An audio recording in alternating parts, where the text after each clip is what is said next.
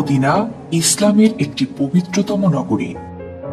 সর্বশেষ নবী হযরত মুহাম্মদ সাল্লাল্লাহু আলাইহি ওয়াসাল্লাম মক্কায় কাফিরদের অত্যাচারে অতিষ্ঠ হয়ে আল্লাহর নির্দেশে মদিনায় হিজরত করেন। ওমর রাদিয়াল্লাহু তাআলা আনহু এর খিলাফতকালে সে স্মৃতির উপর ভিত্তি করে ইসলামী বর্ষপঞ্জি প্রতিষ্ঠিত হয়, যা হিজরি সাল নামে পরিচিতি লাভ করে। হযরত মুহাম্মদ সাল্লাল্লাহু আলাইহি ওয়াসাল্লাম মদিনায় হিজরতের পরে পবিত্র কুরআনের যে বাণী নাজিল হয়েছিল তাকে মাদানী সূরা বলা হয়। এই কারণে মদিনা নগরীটি মুসলমানদের কাছে অত্যন্ত গুরুত্বপূর্ণ। আজকে আমরা এই নগরীটি সম্পর্কে নানা জানা অজানা তথ্যই জানব।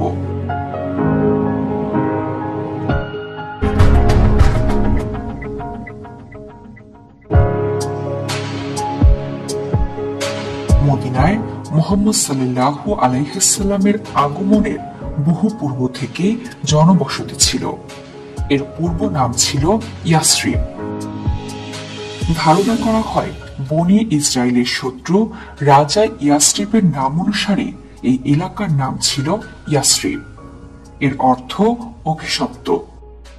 622 খ্রিস্টাব্দে মুহাম্মদ সাল্লাল্লাহু আলাইহি ওয়াসাল্লাম ইয়াসরিবে আসেন।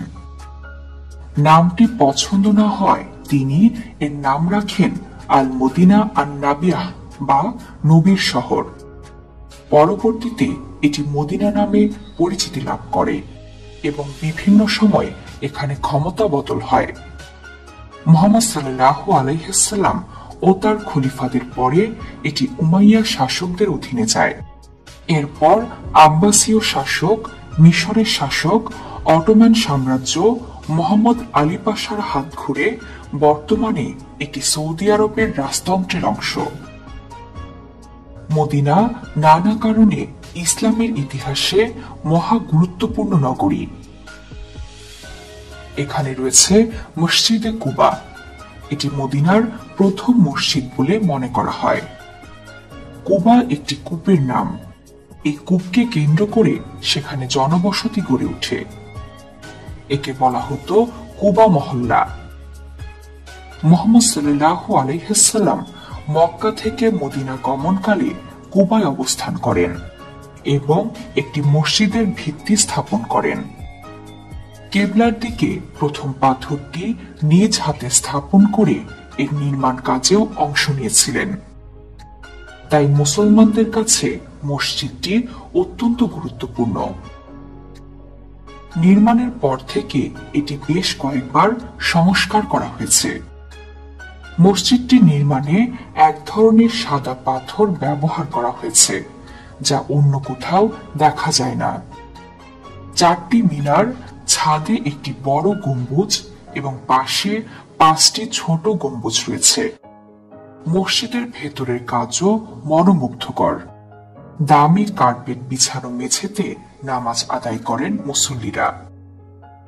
মসজিদে কুবার নিকট ইসলামের বিরুদ্ধে ষড়যন্ত্রকারীরা আরেকটি মসজিদ নির্মাণ করে। এর নাম মসজিদে জিরার।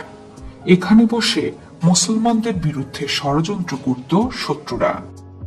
আল্লাহর নির্দেশে সেটি মুহাম্মদ সাল্লাল্লাহু আলাইহি ওয়াসাল্লাম ভেঙে দেন।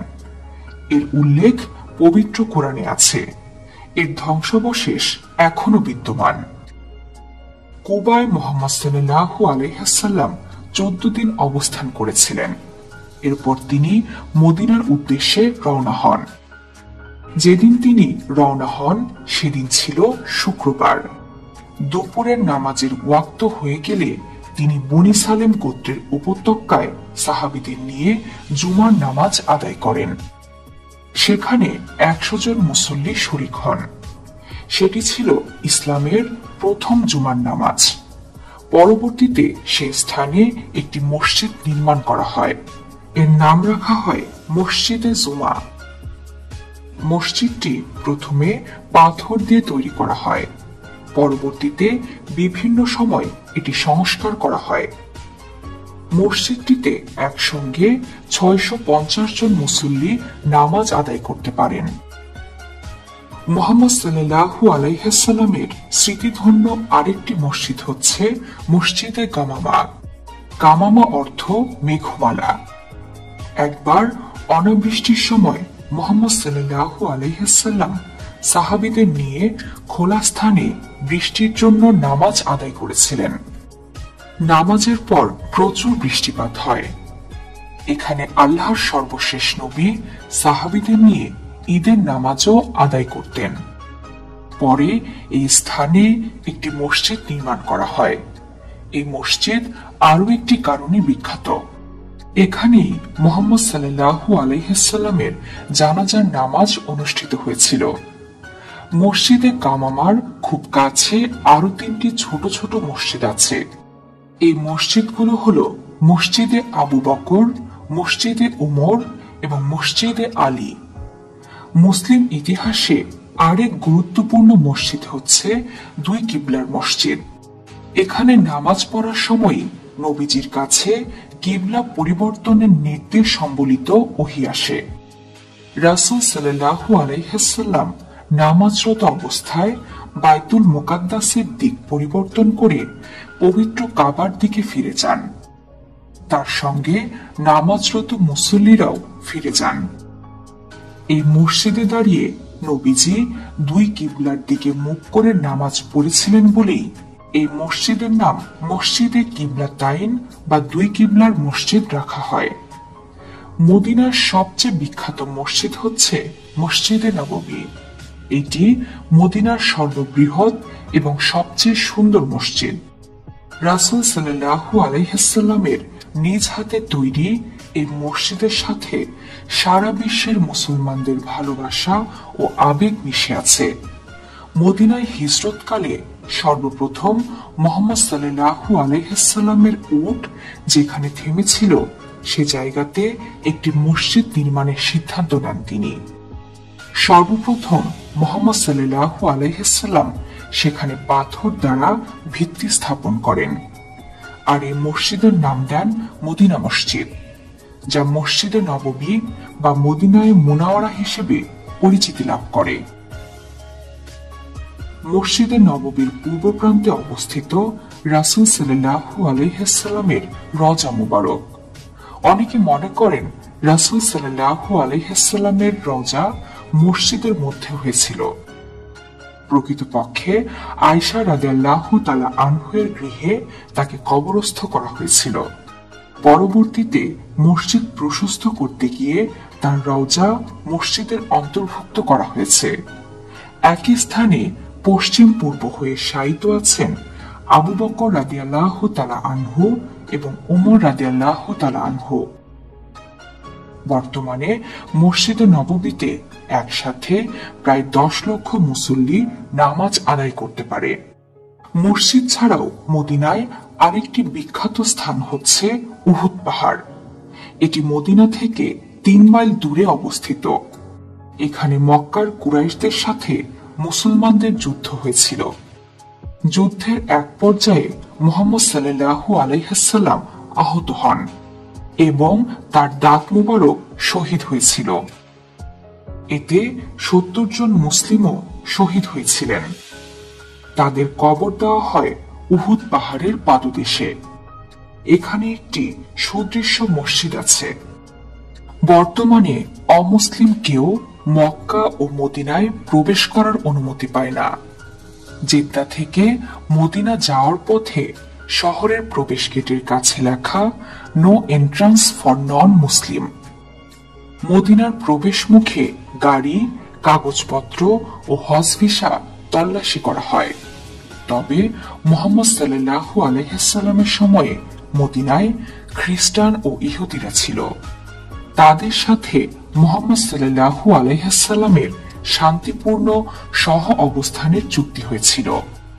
এটি মদিনা সনদ নামে বিখ্যাত। কিন্তু মহানবী সাল্লাল্লাহু আলাইহি ওয়াসাল্লামের জীবদ্দশাতেই খ্রিস্টান ও ইহুদিরা চুক্তি ভঙ্গ করে মুসলিমদের বিরুদ্ধে নানা ষড়যন্ত্রে মেতে ওঠে।